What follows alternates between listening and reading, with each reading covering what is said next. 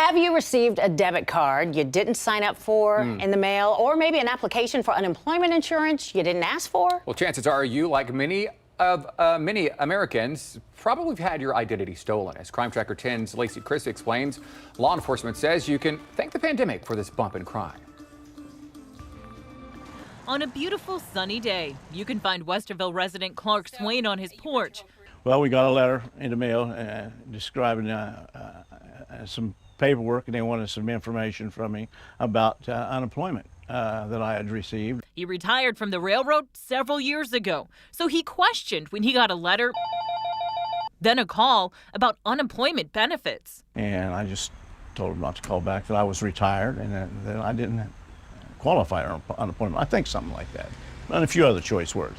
Swain, like many Americans, is the victim of identity theft, and police say the pandemic could be to blame. We had a lot of people that were out of work, a lot of people that were struggling on their own, so the criminals will always prey on those people in their time of need. Take a look at the number of identity thefts reported in Westerville in the past couple of years. 82 in 2018 before the pandemic, and just through the first 7 months of this year, the number of reports has jumped to more than 350. I believe that all of those different situations, the stimulus checks, the tax time, and also especially the pandemic with the unemployment fraud, has dramatically increased our numbers of identity thefts. It's also something the IRS is keeping a close eye on across Ohio. The trend isn't discriminating. You know, identity theft schemes or scammers, they're out there. Just do your best to protect your information. Don't give it out to people who unsolicited. Lisa Mendelson is the acting assistant agent in charge for the IRS Criminal Investigation Unit in the Cincinnati field office, and says there have also been several high-profile data breaches, which makes it easier for scammers to find your information. There's a lot of things that you can do to prevent this from happening.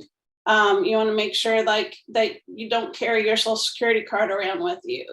You don't use public Wi-Fi without having a secure network, that you are using additional software. The biggest thing with this is public awareness. They need to be aware that when they get that call that's too good to be true, or when they have someone that's requesting information from them that they haven't reached out to those people to begin with, they need to be wary of that. Swain is keeping a close eye on his credit reports and says knowing so many people are being taken advantage of is frustrating to him.